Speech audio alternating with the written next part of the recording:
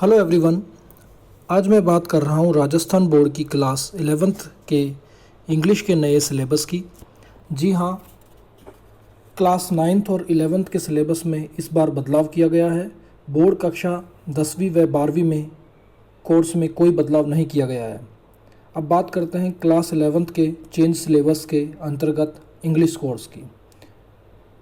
11th class में 2 book होंगी।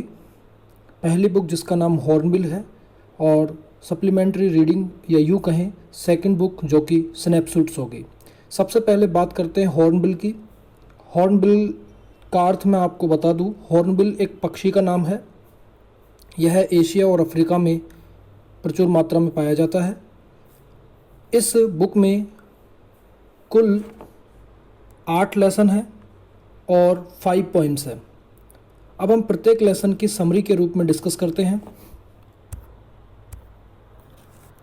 Lesson first जिसका नाम पोर्ट्रेट ऑफ ए लेडी है। इसे लिखा है खुशवंत सिंह के द्वारा। खुशवंत सिंह एक भारतीय लेखक, वकील, डिप्लोमेट और पत्रकार और राजनीतिज्ञ थे। इनका प्रसिद्ध नॉवेल ट्रेन टू पाकिस्तान था। ये बहुत ही लार्ज स्केल पर यूनिवर्सिटी कॉलेज एजुकेशन में पढ़ाया जाता है। इनका जन्म हडाली पाकिस्तान में हुआ था। भारत सरकार द्वारा इन्हें पद्म भूषण और पद्म विभूषण से भी सम्मानित किया गया है। इस पाठ में खुशवंत सिंह जी ने दादी और पोते के बीच में भावुक रिश्ते का वर्णन किया है। यह बहुत ही रोचक पाठ है। इस पाठ को हम डिटेल से अगले वीडियो में पढ़ेंगे। इस पाठ के बाद हम एक पोएम भी पढ़ेंगे जिसका नाम है ए फोटोग्राफ।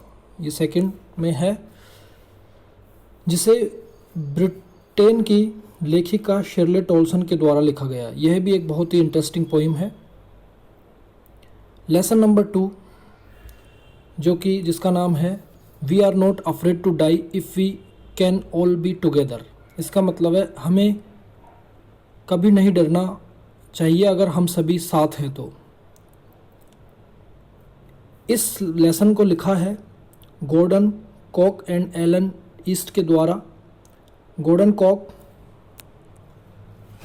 कनाडा के रहने वाले हैं और पेशे से इंजीनियर थे। गॉर्डन कॉक 2 बार ओलंपिक सेलर भी रह चुके हैं। इस पाठ में लेखक ने अपनी समुद्री यात्रा का वर्णन किया गया है। इस यात्रा में उन्होंने समुद्री यात्रा के दौरान आने वाली कठिनाइयों और उन कठिनाइयों पर लेखक ने किस प्रकार विजय पाई, बड़ा ही शानदार व रोचक ढंग से इस पाठ में प्रस्तुत किया है। ये बहुत ही मोटिवेशनल पाठ है। हम सभी को बड़ी रोचकता से इस पाठ को पढ़ना चाहिए। नेक्स्ट आने वाले वीडियो में हम इन सभी पाठों को विस्तार पूर्वक अध्ययन करेंगे। नेक्स्ट लेसन है 3 जिसका नाम है discovering truth the saga continues. इस लेसन को लिखा है A.R. विलियम्स ने। तो मैं आपको बता दूं A.R. विलियम्स के बारे में। A.R. विलियम्स जैसा कि हम नेशनल ज्योग्राफी चैनल देखते हैं, उस नेशनल ज्योग्राफिकल चैनल में ये राइटर हैं। यह भी एक बहुत ही इंटरेस्टिंग लेसन है। इस पाठ को भी हम विस्तार से पढ़ेंगे। बहुत कुछ अच्छे शब्दों का प्रयोग, अच्छी वोकेबलरी यहाँ पर हमें पढ़ने को मिलेगी। इस लेसन के जस्ट बाद में एक पोएम दी गई है जिसका नाम है लेबरनम टॉप। लेबरनम टॉप एक बहुत ही इंटरेस्टिंग पोएम है। इसे लिखा है टेड ह्यूक्स ने। टेड ह्यूक्स ब्रिटेन के लेखक है और एक बड़े ही चिल्ड्रन राइटर है, महान चिल्ड्रन राइटर हैं। टेड ह्यूक्स को हमें इसलिए भी पढ़ना चाहिए क्योंकि ये poet laureate of United kingdom भी रह चुके हैं। अपने समय में बहुत बेहतरीन शब्दावली का प्रयोग करके और अच्छी पोएम्स का इन्होंने इंग्लिश लिटरेचर में अपना योगदान दिया है। इसीलिए हमें यहाँ पर इस पोएम को बड़ी रोचकता से पढ़ना चाहिए और हम पढ़ेंगे इसे। अब हम बात करते हैं लेबरनम टॉप ट्री की। ये एक शॉर्ट हाइटेंड ट्री होता है, इसके येलो फ्लावर्स होते हैं और इसके बीज बड़े ही जहरीले होते हैं। तो अब पोइम में क्या आया, विस्तार से हम इसको जानने के लिए पोइम पढ़ेंगे। अगला लेसन नंबर 4 जिसका नाम है लैंडस्केप ऑफ द शॉल है, जिसे नथाली ट्रूवरॉय ने लिखा है। इस पाठ में एक पेंटर की वंडरफुल कहानी को बताया गया है। यह भी एक बड़ा ही मज़ेदार लेसन है। इस लेसन के बाद में एक पोएम दी गई है, जैसा नाम है वॉइस ऑफ द रेन, जिसे लिखा है वाल्ट विटमैन। तो मैं आपको वाल्ट विटमैन के बारे में बता दूं। वाल्ट विटमैन एक अमेरिकन पोएट हैं जिनका जन्म न्यूयॉर्क में हुआ था। वाल्ट विटमैन को फादर ऑफ फ्री वर्स भी कहा जाता है। इस कविता में कवि विटमैन बारिश की बूंदों से पूछता है, हु आर यू। यहाँ पूछता है कि तुम कौन हो, और बारिश की बूंदें कवि को क्या उत्तर देती है, इसे जानने के लिए हम पोएम को विस्तार से पढ़ेंगे। नेक्स्ट चैप्टर है हमारा चैप्टर नंबर 5, जिसका नाम है the ailing planet, the green movement role. इस लेसन को लिखा है नानी पालखीवाला के द्वारा। नानी पालखीवाला के बारे में मैं शॉर्ट रूप में बता दूं आपको। नानी पालखीवाला भारत के प्रसिद्ध न्यायाधीशों में से एक हैं और एक बड़े ही अर्थशास्त्री थे। इनका जन्म मुंबई में हुआ था। भारत सरकार द्वारा इन्हें पद्म विभूषण से भी सम्मानित किया जा चुका है। इस चैप्टर में एलिंग प्लेनेट की बात हो रही है। एलिंग प्लेनेट, एलिंग का अर्थ होता है बीमार, बीमार ग्रह। जो एलिंग प्लेनेट की बात हो रही है वह है हमारी धरती, हमारी अर्थ, हमारी धरती माता। हमारी धरती माता बीमार है, पीड़ित है, इसे हमने प्रदूषित कर दिया है। इस चैप्टर में हमें बताया गया है कि हम हमारी धरती, हमारी बीमार धरती माता को प्रोटेक्ट करने के लिए क्या करें। बहुत इंटरेस्टिंग लेसन है यह भी। इसे भी हम विस्तार से स्टडी करेंगे अपनी क्लास में। नेक्स्ट लेसन पे चलते हैं हम। नेक्स्ट चैप्टर 6 नंबर, जिसका नाम है ब्राउनिंग वर्जन, जिसे लिखा है टेरेंस रेटिगन के द्वारा। टेरेंस रेटिगन ब्रिटेन के एक ड्रामाटिस्ट हैं। यह चैप्टर प्रसिद्ध ड्रामा ब्राउनिंग वर्जन का ही एक छोटा रूप है। ब्राउनिंग वर्जन एक बड़ा ड्रामा है जो कि इंग्लैंड में 1948 में पब्लिश्ड हुआ था। इसी ड्रामा का एक छोटा सा पार्ट हमारे यहाँ इस 11th क्लास में 6 नंबर चैप्टर में शामिल किया गया है। इस चैप्टर में, यह चैप्टर बहुत ही मज़ेदार चैप्टर है। इस चैप्टर में स्टूडेंट टीचर के रिलेशनशिप को बताया गया है कि स्टूडेंट और टीचर में किस प्रकार का एक रिलेशनशिप होता है। इसको पूरा विस्तार से बताया है। बहुत इंटरेस्टिंग लेसन है। क्लास में हमें इसे स्टूडेंट टीचर रिलेशनशिप को देखते हुए इस लेसन को भी हमें अच्छे से पढ़ना चाहिए। इस चैप्टर के जस्ट बाद एक पोएम हमें दी गई है चाइल्डहुड, जिसे लिखा है मार्कस नटेन के द्वारा। मार्कस नटेन एक नॉर्वे के एक कवि हैं।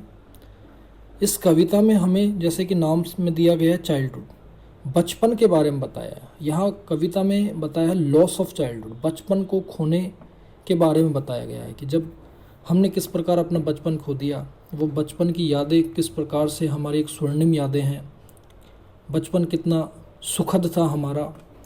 तो उन्होंने, इस मार्कस नटेन ने भी यहाँ बचपन का जिक्र करते हुए बचपन को खोने के बारे में बताया है। यह भी एक वाकई इंटरेस्टिंग पोएम है। हम सभी को अपना बचपन याद दिलाएगी और बहुत ही बखूबी रूप से, रोचक तरीके से हम इसका भी स्टडी करेंगे।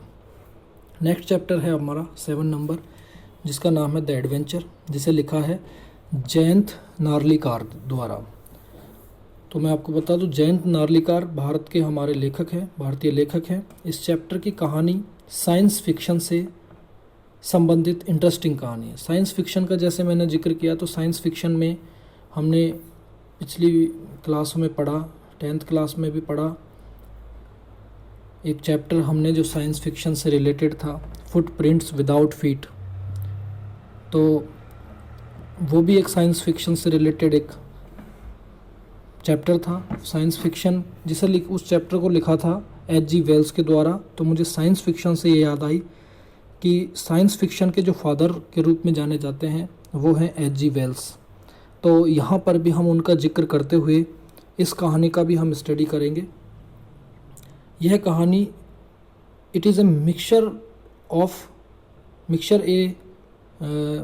यह कहानी mixture of history and science, या मैं यूँ कहूँगा कि ये साइंस और इतिहास का एक मिश्रण है। नेक्स्ट है हमारी हॉर्नबिल बुक का ही लास्ट चैप्टर, जिसका नाम है सिल्क रोड, जिसे लिखा है निक मिडल्टन ने। Nick Middleton British physical geographer है। यह चैप्टर एक ट्रैवल स्टोरी है, जिसे मैं कहूँ तीर्थ यात्रा भी है, और यह यात्रा कैलाश मानसरोवर की है। तो बहुत ही इंटरेस्टिंग लेसन है, इस लेसन को भी हम यहाँ पढ़ेंगे। और लास्ट में इसी पोइम के एक पोइम भी दी गई है, जिसका नाम है फादर टू सन। इसे लिखा है एलिजाबेथ जेनिंग्स ने। एलिजाबेथ जेनिंग्स के बारे में बता दूँ, एक ब्रिटेन की प्रसिद्ध लेखिका है। इस पोइम में हमें एक फादर के दुख का जिक्र किया गया है, जिसे अपना बच्चा छोड़कर चला गया। इस पोइम में पिता बेटे के दूर जाने के गम को बयां करता है। बहुत अच्छे शब्दावली का प्रयोग किया है यहाँ पर भी। बहुत इंटरेस्टिंग पोइम है, बहुत इसमें भी हमें पढ़ कर के बहुत आनंद की अनुभूति होगी। बहुत शानदार कविता एलिजाबेथ जेनिंग्स के द्वारा यहाँ। अब हम बात करते हैं हमारी सेकंड पोइम, जिसका नाम है स्नैपशॉट्स। ये हमारी नई इस बार सिलेबस में नई बुक जोड़ी गई है, जिसे में 8 लेसन हैं। इसमें भी 8 है और उसमें भी 8 थे, पर उसमें पोइम्स भी शामिल थी। यहाँ एक पोइम से लास्ट वाली 8 लेसन की जो ये पोइम है, वो एक 8 चैप्टर जो एक पोइम के रूप में विक्रम सेठ का। तो सबसे पहले मैं बात करता हूँ, एक से ही चलते हैं हम। फर्स्ट लेसन, जिसका नाम है the summer of the beautiful white horse. इसे लिखा है विलियम सैरोयन।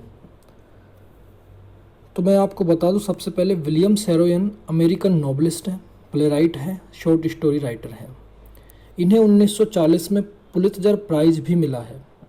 इनकी अधिकतर कहानियाँ चाइल्डहुड एक्सपीरियंस पर आधारित हैं। इनका एक प्रसिद्ध collection my name is Eram, my name is Eram, इस कलेक्शन से एक बुक छपी है इनकी, और उसी कलेक्शन का ये पार्ट, ये चैप्टर हमारे यहाँ एक अंश के रूप में यहाँ हमें पढ़ने को मिलेगा। बहुत शानदार स्टोरी है इस चैप्टर की। इस कहानी के अंदर 2 गरीब अमेरिकन लड़के, जिनमें एक का नाम एरम है और एक दूसरे का नाम मोराद है, वो एक ट्राइबल से संबंध रखते हैं, जिनकी जनजाति, जिनकी जाति प्रसिद्ध है अपनी ईमानदारी के लिए। वो कभी चोरी नहीं करते हैं, लेकिन ये दोनों बच्चे किसी का घोड़ा चुरा लेते हैं। अब घोड़ा चुरा लेते हैं, अब आगे क्या होता है, इस कहानी को पूरा पढ़ने के बाद हमें समझ आएगा। तो अभी मैं शॉर्ट में इतना ही बताऊंगा। बहुत रोचक स्टोरी, एक चोरी की कहानी है, दोनों युवाओं की, बच्चों की कहानी है ये, एरम और मोरद की। हम इसे डिटेल में पढ़ेंगे। नेक्स्ट चैप्टर है हमारा द एड्रेस, जिसे लिखा है मार्गो मिनको द्वारा। मार्गो मिनको, मैं आपको बता दूं, एक डच राइटर हैं और प्रसिद्ध पत्रकार भी हैं, जर्नलिस्ट हैं। इनका पेन नाम सारा मेनको है। ये यहूदी परिवार से ताल्लुक़ रखती हैं। आपने पढ़ा होगा किस प्रकार, कितनी निर्दयता के साथ में जर्मनी में हिटलर और उसके नाजी दल के लोगों ने यहूदी धर्म के जो लोग थे, उनका किस प्रकार से शोषण किया, होलोकॉस्ट किया, नरसंहार किया। वाकई यह एक भावुक कहानी है। इस कहानी में जो ये मार्गो मिन्को है, जो लेखिका है, हॉलैंड में एक महिला है मिसेस डॉर्लिंग। मिसेस डॉर्लिंग नाम की महिला के घर जाती है। वहाँ अपनी मम्मी की उन चीज़ों को ढूंढने जाती है जिन चीज़ों को उसकी मम्मी ने मिसेस डॉर्लिंग के घर रख दिया था, क्योंकि इनके साथ में हॉलैंड में जर्मनी के नाजी दल और उसके हिटलर के लोगों ने बड़ा दुर्व्यवहार किया और अत्याचार किए। तब जाकर के इन्हें वो अपना घर छोड़ना पड़ा और वो अपने घर की जो सामान थे कुछ इम्पोर्टेंट, वो उसकी मदर मिसेस डॉर्लिंग के घर पे रख दिया करती थी। जब उसकी बेटी को ये बात पता चला, मार्गो मिन्को को, कि उसकी माँ ने उसके मम्मी के जो सामान हैं वो मिसेस डॉर्लिंग के यहाँ रखे हैं, तब वो उसके यहाँ जाती है। तो कहानी में क्या होता है, इस कहानी को हम पूरा पढ़ने के बाद में निष्कर्ष निकालेंगे। इसे हम विस्तार से पढ़ेंगे। नेक्स्ट चैप्टर है चैप्टर नंबर 3, रंगाज मैरिज, जिसे लिखा है मस्ती वेंकटेश अयंगर द्वारा। मस्ती वेंकटेश अयंगर जो कि कन्नड़ लैंग्वेज के शॉर्ट स्टोरी राइटर हैं, बड़े फेमस राइटर हैं। यह भी एक बड़ी मज़ेदार कहानी है। यह एक विलेज अकाउंटेंट के बेटे की कहानी है, जो बेटा बाहर शहर में पढ़ाई के लिए चला जाता है। नेक्स्ट चैप्टर है अल्बर्ट आइंस्टीन एट स्कूल, जिसे लिखा है पैट्रिक प्रिंगल ने। पैट्रिक प्रिंगल इंग्लैंड के एक बड़े फेमस राइटर हैं। इस कहानी में प्रिंगल ने आइंस्टीन के स्कूल के समय पर जो संघर्ष उन्होंने किया, क्या उनके साथ स्कूल में घटना घटी, टीचर उनके साथ कैसा व्यवहार करते थे, उसके साथी उसके फ्रेंड्स उसके साथ कैसा व्यवहार करते थे, ये सारी की सारी घटनाओं का जिक्र यहाँ बड़ा रोचक ढंग से, इंटरेस्टिंग तरीके से इस चैप्टर में हमें पढ़ने को मिलेगा। नेक्स्ट चैप्टर है हमारा चैप्टर नंबर 5, मदर्स डे, जिसे लिखा है जेबी प्रिस्टले ने। जेबी प्रिस्टले ब्रिटिश नॉवलिस्ट है। यह चैप्टर हमारे सिलेबस का सबसे बड़ा चैप्टर है। यह एक नाटक है, जिसको नाटक को हम बोल सकते हैं प्ले। यह एक प्ले है। इस प्ले में, इस नाटक में जेबी प्रिस्टले में घर में मदर की स्टेटस का चित्रण किया है। इस प्ले में प्रिस्टले हमें बताती हैं कि एक परिवार में माँ जो होती है वो परिवार में रिस्पेक्ट चाहती है। एक माँ अपने परिवार में रिस्पेक्ट चाहती है। यह कहानी मिसेस एनी पियर्सन की है, जो 40 वर्ष की सिंपल लेडी है। बहुत इंटरेस्टिंग लेसन है ये भी हमारा, इसे भी हम विस्तार से पढ़ेंगे। चैप्टर नंबर 6 है the Ghat of the only word, जिसे लिखा है अमिताभ घोष ने। अमिताभ घोष का जन्म कोलकाता में हुआ था। यह कहानी एक ट्रिब्यूट है। ट्रिब्यूट मतलब TRIBUTE। ट्रिब्यूट मतलब होता है श्रद्धांजलि। ये कहानी एक श्रद्धांजलि के रूप में है। ये the Ghat of only word, यह एक दोस्त के द्वारा वादा पूरा करने की कहानी है। एक दोस्त ने एक बार एक दूसरे दोस्त से कोई वादा किया और उसको वो किस प्रकार पूरा करता है, यह है। इस कहानी के माध्यम से अमिताभ घोष ने अपने कश्मीरी दोस्त था, जो कवि था, जिसका नाम आगा साहिद अली है, उस दोस्त को इन्होंने इस कहानी के माध्यम से श्रद्धांजलि दी है। ये लिखा है घाट ऑफ द ओनली वर्ल्ड में। बहुत इंटरेस्टिंग, बहुत ही रोचक, बहुत ही भावुक ये चैप्टर है। इसे भी हम डिटेल से स्टडी करेंगे। चैप्टर नंबर 7 है हमारा द बर्थ, जिसे लिखा है A.G. क्रॉनिन ने। A.G. क्रॉनिन के बारे में मैं आपको शॉर्ट में बता दूं। A.G. क्रॉनिन स्कॉटिक फिजिशियन एंड नॉबलिस्ट हैं, मतलब डॉक्टर है ये और नॉबलिस्ट भी हैं। इनका बेस्ट नोन नोबेल जो था वो था द सिटाडेल। ये एजी क्रोनिन का एक बेस्ट नोन नोबेल है।